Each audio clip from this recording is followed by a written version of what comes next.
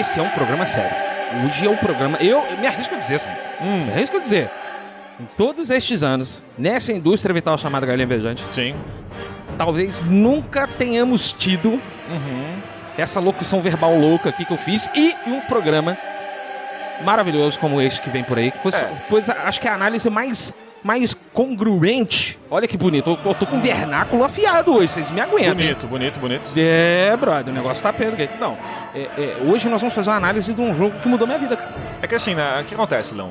O Galinha, ele nasceu pra colocar, né, em discussão jogos importantes. Sim, não só pros games, mas pra vida das pessoas que nos ouvem aqui, certo? É claro. Eu jogava na adolescência esse jogo. Sim. E eu, com 11 anos, pensava assim, né, com o meu Nescau na mão. Nossa, como esse jogo tem reflexões pra minha vida. Bonito. Eu via reflexões que, assim, pra mim, me colocaram muito conhecimento na época. Eu cresci muito como pessoa. Eu acho que com os meus 12 anos ali, quando eu fiz 12 anos, jogava isso aqui ainda, inclusive, eu tinha, assim, já um conhecimento monstruoso de muita coisa da vida por causa disso, desse jogo aqui. Ah, bacana. E eu fico abismado, Leão, como tem pouca gente que fala desse lado. Porque assim, a verdade é que as pessoas são muito superficiais. A verdade é essa, né, é a Samuca? Eu realidade. tenho que concordar com você. Então a gente precisa, né, falar um pouquinho mais de modo profundo sobre um jogo tão importante quanto esse, né? E é justamente pra gente sair deste nível superficial a respeito desse jogo que também mudou minha vida, Samuca, porque sem ele eu não teria a consciência de classe que eu tenho hoje, cara. Olha pra você ver a importância desse jogo. E é justamente pra gente sair um pouquinho desse mar raso, né? A gente vai chamar... A gente chamou, né? A gente não vai chamar. A gente chamou. Está chamada. Está chamada, está presente aqui conosco. Ela que é doutoranda. Olha, caralho. Já chegou a carteirada, hein, irmão? Hein? Já veio com a velocidade de uma bolinha de pinball. Dropkick veio com os 2 pés no peito da audiência já. Ela que é doutoranda em filosofia. Sim. Ela que é filósofa, obviamente, né? Professora de filosofia, inclusive. Professora de filosofia e youtuber quando sobra um tempo. Olha aí. Sim. Estamos aqui com Feline, a felinista. Seja muito bem-vinda, querida, ao Galinha Viajante. Olá, bom dia, boa tarde, boa noite pra quem está ouvindo. Tudo bem com vocês? Feline, seria o YouTube a nova Grécia, assim, pra gente discutir as grandes ideias da filosofia? Ai, pois é, eu acho que tem um queijo da nova ágora, assim, grega, realmente, né? Porque, queira ou não queira, é um espaço bastante democrático, porém ocupado também por muitos sofistas, né? É verdade. São aqueles que, na verdade, não têm muito compromisso com a verdade. Não somos nós aqui, é bom deixar bem claro isso. Importante. Mas é importante a gente conseguir, enfim, né, diferenciar aí o joio do trigo, pra conseguir analisar, né, o que realmente tem fundamento naquilo que a gente analisa e tudo mais. Então, pra quem tá ouvindo, já vou fazer o jabá do meu canal, o canal Felinista, que é um canal de filosofia muito sério, muito comprometido com a verdade. Amém. E falar em verdade, Leon, Sem sofismos. a gente vai falar aqui hoje de verdades de quais jogo aqui? Fala pra audiência aí. A gente vai falar hoje do que é o maior expoente Sim. deste gênero abdicado de jogos. Sim. Tá? Que há muito tempo não se vê um lançamento potente. Não. Que é Pinball, que no caso estaremos falando do Space Cadet 3D, que saiu lá para o Windows XP. É isso aí. Então depois da nossa abertura aí, então, um pouquinho mais de Pinball 3D Space Cadet, é isso aí. 今日のところはこれくらいにしといてやる。覚えときな、P!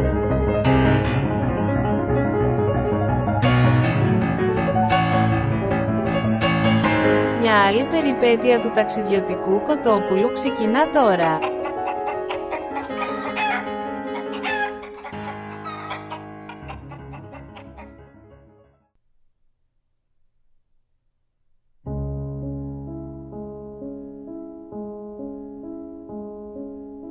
Bom, queridos, como eu citei agora na abertura do episódio, né, eu jogava isso na infância, adolescência, esse 3D Pinball Space Cadet, e eu já notei no nome do jogo 2 coisas importantes que eu acho que é bom trazer aqui pra discussão, que, repito, muita gente passa assim despercebido e não dá a importância que deveria dar pra esses 2 fatos. Primeiro, olha que ousado esse nome desse jogo, 3D pinball. Porque um jogo desse que tem muitas dimensões de discussão, fala assim, ó, tenho só 3, né? Então tu vê que é um jogo humilde. Primeira coisa é isso, né? E segunda coisa, olha só que interessante, a gente costuma pensar em Space Cadet como em inglês, né? Mas o que não sabem é que é Space Cadet é do francês. Sim, do francês. Por que em francês? Porque referencia o trabalho principal que fundamentou esse jogo, que é de Jean-Paul Sartre. Porque olha só, ok. O que fala Sartre? Ele fala que a gente, como seres humanos, é condenado a ser livre. Isso é uma citação que eu acho muito bonita. É forte. Cara, o que é o pinball se não isso? Porque olha só, num jogo de pinball, a gente pode relacionar a bolinha com a nossa vida e a gente pode, com a bolinha, marcar pontos, adquirir bônus, por exemplo, alcançar objetivos, como a nossa vida também. Sim, certo? sim. Porém, o pinball não é automático. A gente controla as pás do pinball para manter a bola em jogo. Então, olha só. Temos liberdade para manter a bola em jogo ou não. E somos, portanto, responsáveis em fazer isso. Então, cara, uma mesa de pinball, né, e acho que mais do que todas que a gente conhece aí, essa aqui de Pinball Space Cadet, ela é um microcosmo da experiência humana, na verdade. Cara, bonito. Porque cada ação que a gente faz tem uma consequência e cada escolha que a gente faz leva a um novo resultado. Cara, eu acho que é muito bonito. Tu acha que não estão condicionadas as situações dentro do pinball de maneira que parece que é fruto da sua escolha, mas ao mesmo tempo já era pra acontecer dessa maneira? Pois é, eu prefiro pensar que eu tô livre. Essa aí é a professora, meu irmão. Já chegou botando na mesa, tá, Samuca? Então. Você segura aí, parceiro. Você segura aí.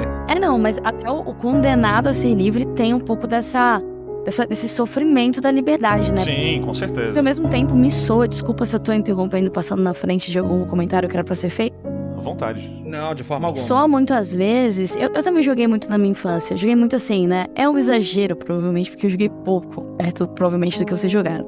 Mas eu tinha um certo apreço pela forma que era o jogo, porque aos meus olhos parecia um ursinho me olhando ali carinhosamente. Mas até uma certa viagem que a filosofia nos proporciona, né? Claro. A questão principal que eu fico pensando sobre é: será que não é uma falsa liberdade, que as coisas aonde a bolinha iria passar, os pontos que eu iria receber, já não estavam no meu destino? E aí, eu vou lá na filosofia antiga para falar dos estoicos. Porque quando você falou de microcosmo, os estoicos têm uma noção de que nós somos microcosmos que compomos um grande macrocosmo, e nada mais é do que a lógica por detrás do jogo, que no fim das contas a gente só é condicionado a isso.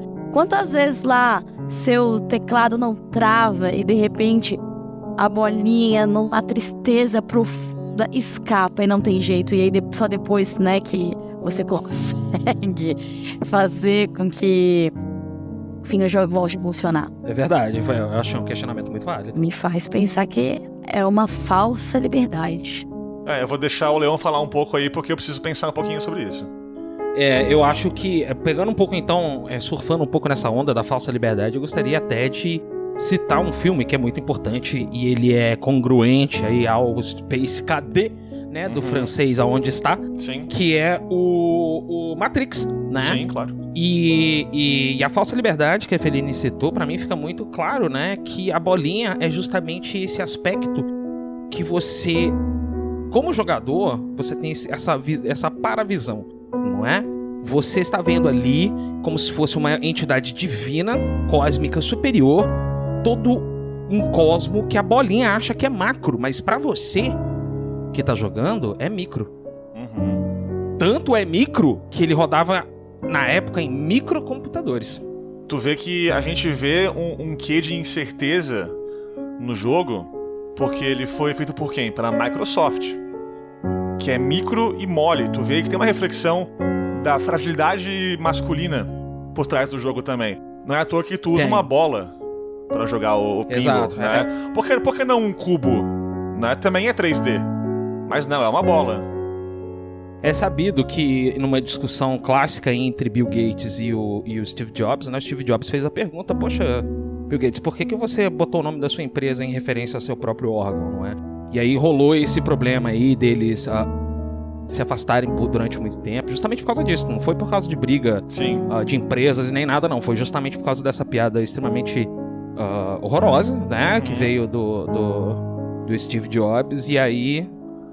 Bom, vocês já viram, né? Janelas se abriram, Space KD 3D, essas coisas todas. Isso, até porque quando inventor do pinball, né? Marcus Pinball inventou esse jogo em 1448. Ele trouxe pra mesa de jogo uma reflexão muito forte que com o tempo se perdeu. Então eu acho que, justamente por isso, pela essa discussão que tu citou aí, que é importantíssima, que a gente, né, fala muito, que o Bill Gates ele ficou tão impelido a fazer um jogo como esse que o pessoal esqueceu do significado e colocar nele tanta reflexão assim. Pra valorizar o trabalho do Marcus Pinball, pra mostrar que, não, peraí, eu não sou pequeno, eu não sou molenga. Eu criei uma coisa aqui importante pra vida, né? E tu vê que é duro entender isso às vezes, mas é necessário, né? Mas já que tá até você falando sobre isso, um ponto que eu acho que é importante levantar é uma perspectiva freudiana que a gente pode ter com relação ao jogo, né? Gostei. Quando, né, essa questão que o Freud, quando escreve O Mal-Estar na Civilização, ele tá falando sobre pulsões sexuais, né? E que no fim das contas, nada mais é do que essa discussão que a gente tá tendo aqui, né? Uma amostra de como, enfim, né, a sua insatisfação, o seu membro, no caso, pode resultar num jogo extremamente reflexivo que faça a gente questionar nossa liberdade, se ela é fato, se ela é falsa, a liberdade, por exemplo, né?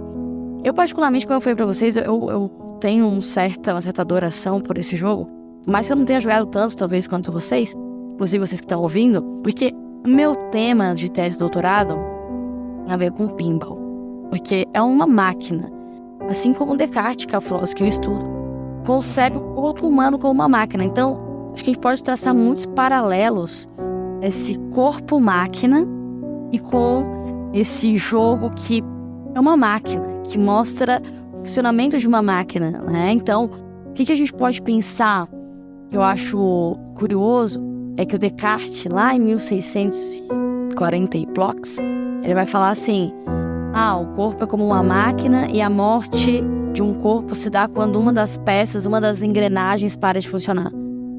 Cara, a gente tem uma máquina ali à nossa frente ao observar um jogo onde eu tenho a falsa liberdade e ao mesmo tempo necessito do funcionamento de todas as peças para que eu possa sair vitorioso, ou vitoriosa, né, no caso. Eu confesso que na minha juventude, apesar de hoje eu ser muito, muito cínico em relação à vida, na minha juventude eu era um pouco mais, né?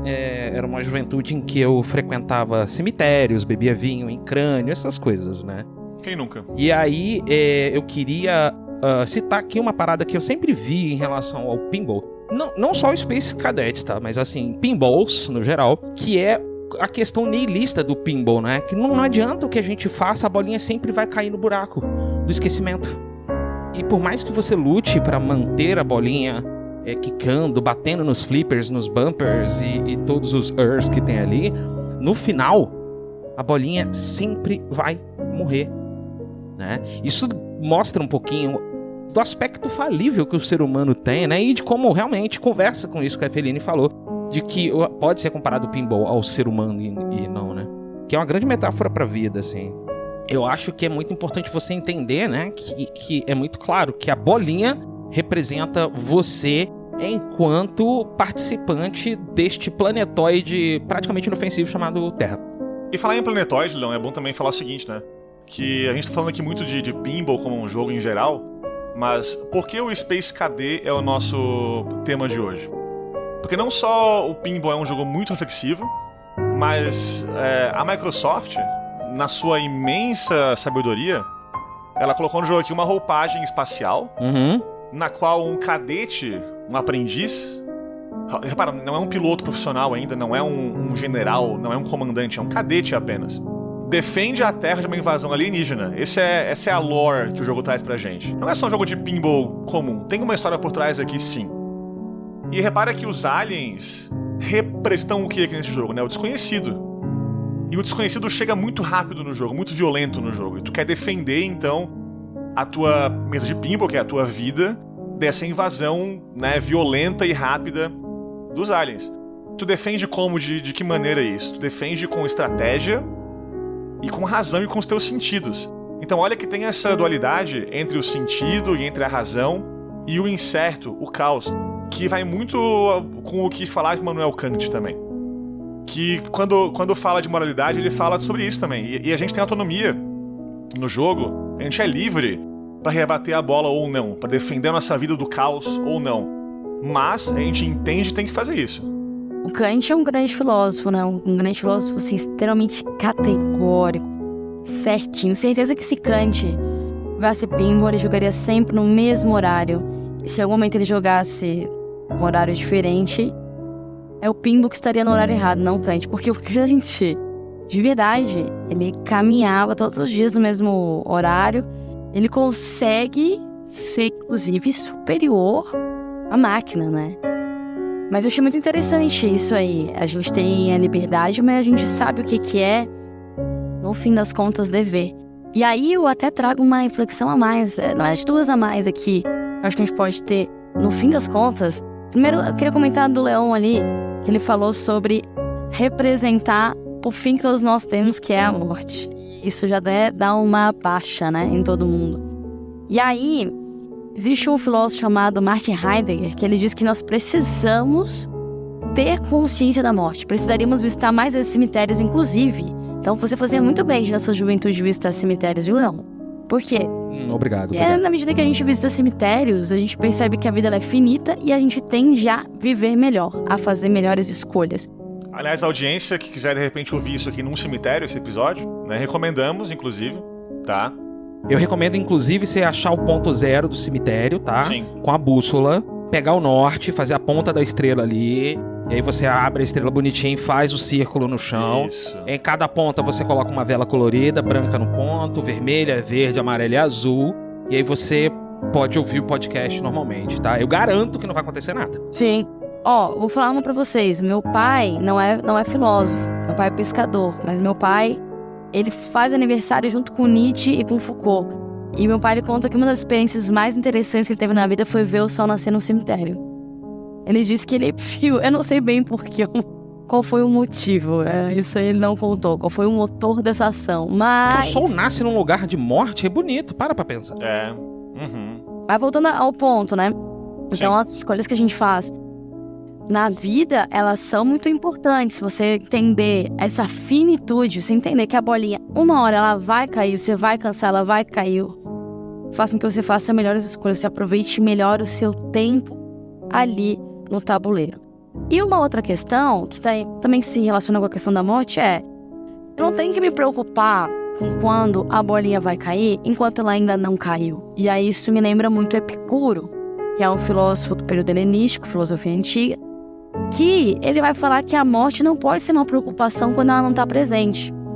A morte é a cessação das sensações. Não tem dor e não tem prazer. Então eu não tenho que me preocupar antecipadamente com algo que não está presente naquele momento. E aí também tem outra coisa do Epicuro que eu acho interessante pra gente pensar no jogo, que é... O Epicuro diz: não importa você ser sortudo, importa você ser esperto. Se você é uma pessoa sortuda e se é uma pessoa tansa... Eu adoro essa palavra. Muito bom. Agora, você ser uma pessoa que não tem muita sorte, mas, cara, sagaz, entendeu? Sabe lidar com as adversidades. Você pode não pontuar tanto, mas o negócio é não cair. É verdade. O que vale mais? Pontuar pra caramba e cair logo? Ou não pontuar tanto e aos pouquinhos, de grão em grão, ela enche o papo, não é mesmo? Mas Ofelina, será que não é uma escolha consciente da pessoa, então, de repente, falar o seguinte: bom, eu prefiro um jogo mais curto, porém mais agitado? Porque tu vê, o que falava Thomas Hobbes? Falava que nós somos todos fundamentalmente violentos e egoístas. Então eu posso ser violento por muito pouco tempo, muito rápido, loucura total na minha vida, e cair a bolinha logo. Porque Lúcio Sêneca, na sua obra que fala sobre a brevidade da vida, ele diz que a natureza nos dá o tempo necessário apenas para fazer o que é importante, o que tem significado, E é nossa responsabilidade usar esse tempo de modo correto. Então por que não fazer isso também de repente, não é mesmo? Então, até agora tu falou isso, me lembrou de um outro filósofo chamado Michel Montaigne. Ele vai falar, voltando no rolê da morte, acho que a gente tá um pouco fúnebre episódio. Bom, gostamos. Morre hoje o desconhecimento da audiência também sobre esse importante assunto desse jogo. É verdade. Então você ouvinte aí, ó, que até hoje era tanso quanto a isso, morre a sua tansice aqui. Passe hoje, ouvinte querido, a ser esperto quanto a isso. Com certeza. Mas o Montaigne, quando ele tinha 40 anos, por volta dos 40 anos, ele sentou e ele pensou, eu vou escrever sobre tudo. Sobre tudo, o que vinha na cabeça ele escrevia. Então ele, escreveu sobre bêbado, escreveu sobre pessoa manca, escreveu sobre a educação das crianças, escreveu sobre, muita coisa. Escreveu sobre a morte também. E aí, o título desse ensaio dele é Filosofar e Aprender a Morrer. E aí ele diz assim, nós devemos sair da vida como um convidado que foi jantar e saiu saciado.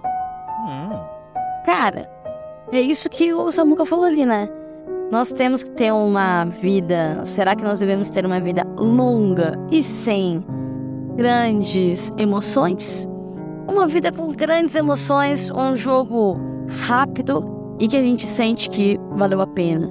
Não é necessariamente no tempo que vai estar o seu valor, mas em outras coisas. E no quanto eu amei, no quanto eu fui amado.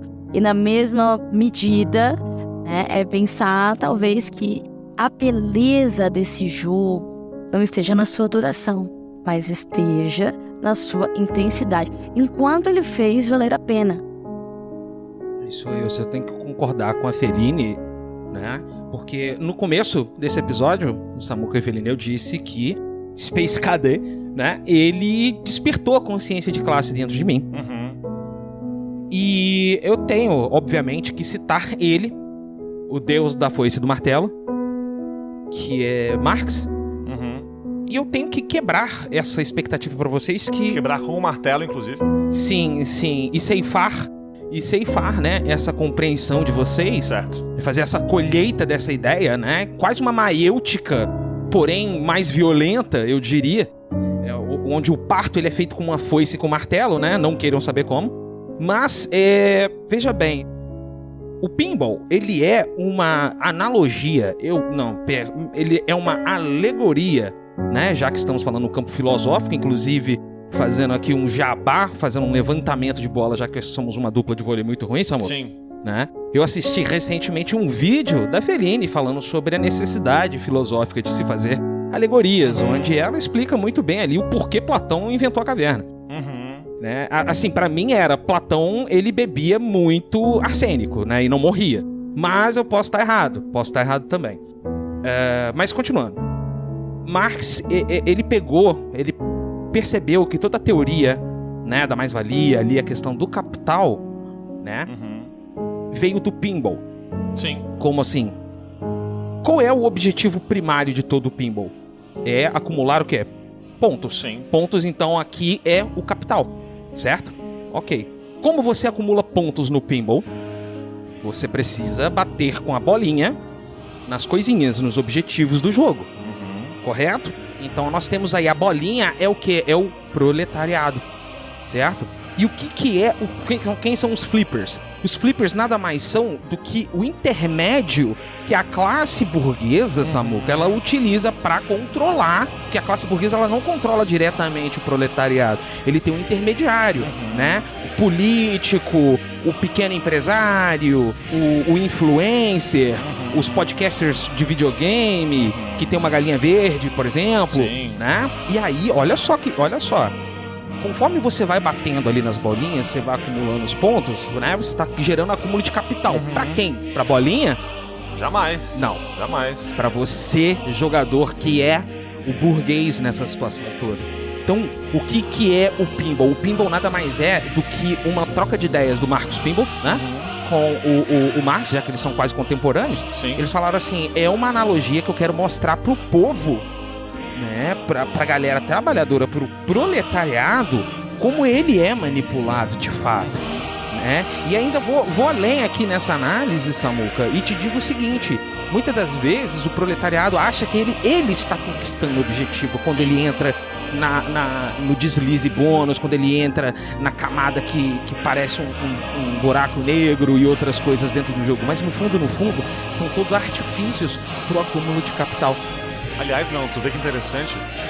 Ainda nessa tua comparação que tu, de modo notoriamente sapiente, faz do pinball com o comunismo, tu vê que tu pode no pinball dar aquele tapinha famoso do lado da mesa pra desviar a bolinha do seu caminho, certo? E aqui nesse jogo, ao fazer isso, o jogo entra em tilt e para de funcionar. Então tu vê, quando tu usa a mão invisível do pinball pra tentar manipular como ele funciona, ele para de funcionar, entra em colapso.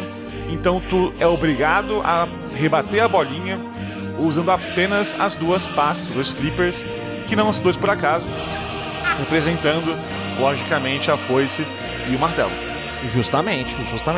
Mostrando ali que há uma certa luta, né? Que Sim. assim, como já diria o grande filósofo contemporâneo João Carvalho, o capitalismo falhou, falha e falhará em tudo que se presta a fazer.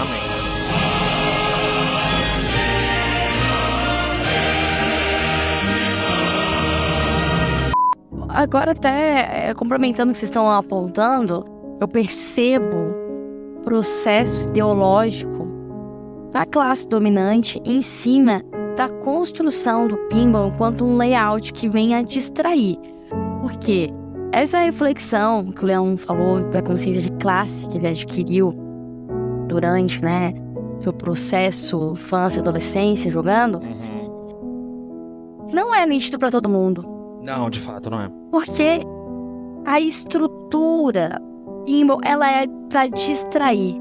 As cores, o brilho, é um cassino constante, né, na sua cara. Barulhinho, você vai estar distraído, você vai esquecer de que você é explorado também. É verdade. Olha, eu não tinha parado pra pensar nisso. E aí a gente pode até pensar que isso é aquilo que Adorno e o Horkheimer vamos chamar de indústria cultural. Que é o quê? Vai te distrair, vai fazer você consumir. Quantas vezes você não estava jogando, uma mão no PC, a outra comendo uma bolachinha recheada? É verdade. E não, Eu, no caso, comia biscoito, perdão. então, assim... 2-1 aqui, 2-1 pro bolachinha aqui hoje, Leão. 2-1. Bolachinha. Eu comia biscoito. Então, assim, Desculpa. ali, comendo a sua bolachinha, seu traquinas, o seu Nescauzinho, desculpa falar nomes de marcas, mas, no fim das contas... Pode falar, ninguém patrocina a gente, não. O que não é gente consumindo marcas cegamente, A outra marca aí, cega. inclusive perdendo o contato com o verdadeiro alimento. Eu percebo, né, no fim das contas, pinball é uma grande ferramenta não só para pensar o acúmulo de capital, mas uma ferramenta ideológica na maneira em que faz com que as classes dominadas não percebam que são dominadas e não percebam que são exploradas e, inclusive, defendam a ideia das classes dominantes como se essas ideias fossem suas. Como se fosse o Pateta passeando com Pluto. Os dois são cachorros, mas por que um é dono do outro? Caraca, profundo isso, hein? Eu fiquei, pera que agora eu estou um pouco abalado. Eu estou um pouco abalado das minhas estruturas. Eu achei que eu poderia conversar com uma doutoranda em filosofia, lê do engano. Não é? Lê do engano. Eu acho que a gente pode até começar a encerrar aqui esse nosso papo, né? Acho que a gente pode se encaminhar finalmente com a seguinte conversa, né? Eu acho que é de primordial importante citar aqui Platão também. Pô, afinal, ele é o mais famoso filósofo que a gente ouve falar muito na escola, por exemplo. Então, muitos ouvintes nossos sim. que de repente não conhecem, né, importantes nomes da filosofia, Platão eles conhecem, pelo menos. E Platão tem aquele mito famoso da caverna, no qual ele fala que tem pessoas numa caverna que estão vendo sombras na parede que acostumaram-se a pensar que aquilo lá era o mundo para eles. E eles não conhecem o mundo de verdade, que é fora e que o que importa é ver de fato o que cria aquela sombra. E tu vê que é interessante que o Space KD, ele é um jogo que, como a Feline falou muito bem, né, ele distrai. Tu, por um tempo que seja muito curto ali mesmo, tu se põe no lugar do cadete que tá defendendo a Terra ali de alienígenas. Porque é um jogo muito imersivo. Eu não sei vocês, quando eu jogava isso eu não conseguia pensar em mais nada. Eu tinha uma imersão completa. O meu monitor de 14 polegadas, CRT, da época, era um equipamento muito potente nesse sentido, certo? Eu ficava quase cego pela radiação do monitor, mas eu tava imerso totalmente naquele mundo que esse jogo criava, sem pensar em preocupar com quem criou aquele mundo primeiro, para que eu pudesse me distrair. Então, a gente pensar um pouquinho também em quem é essa luz que tá por trás dessa sombra que a gente vê no jogo é importante, porque não só nos importa conhecer as sombras na parede, mas o que as cria também. Muito bom, muito bom. Isso me lembrou muito uma filósofa moderna, Samuca. Talvez a filósofa mais subestimada do Brasil, que é a Dilma Rousseff. Né? Essa parte das sombras que você falou. E ela tem uma frase que é muito bonita, que tem muito a ver com isso também, se hoje é o Dia das Crianças, e ontem é o Dia das Crianças, que é Dia da Mãe, que também é Dia dos Pais, das professoras, mas também é Dia dos Animais. Sempre que você olha uma criança, Samuca, há uma figura oculta nas sombras, que é um cachorro atrás.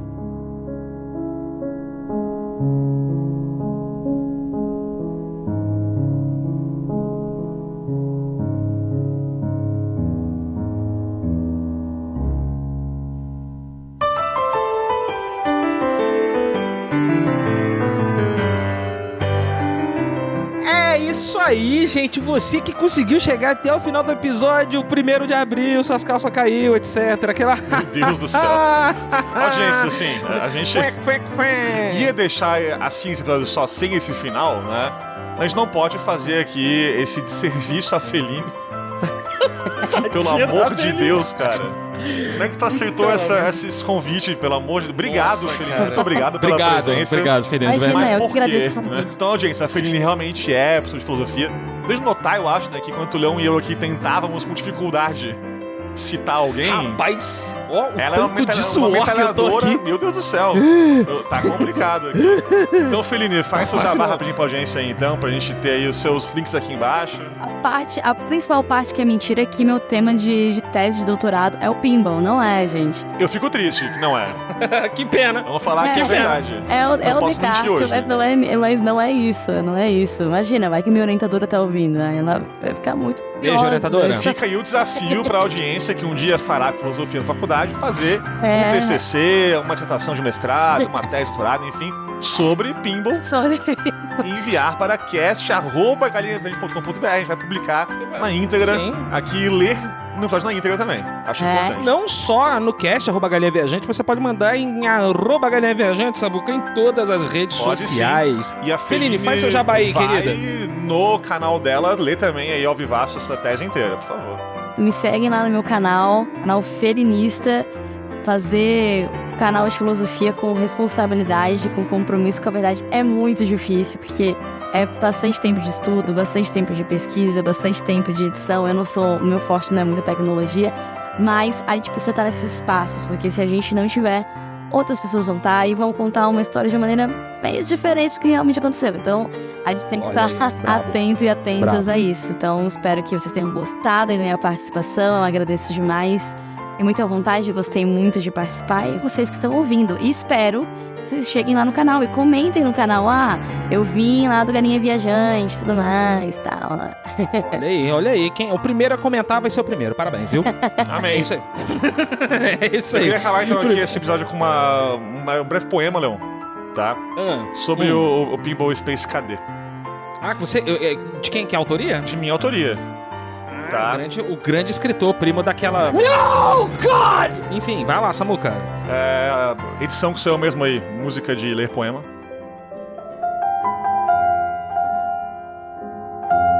Pinball. Pino, bola. deita e rola pela mesa da vida. Poesia moderna, não. Não me enrola nessa hora de minha morte. Não. Martelo e foice. Me mate e me corte desse mundo sem sentido. Bolinha, pino bola, pinball. Obrigado. O cara não manda poesia moderna, não.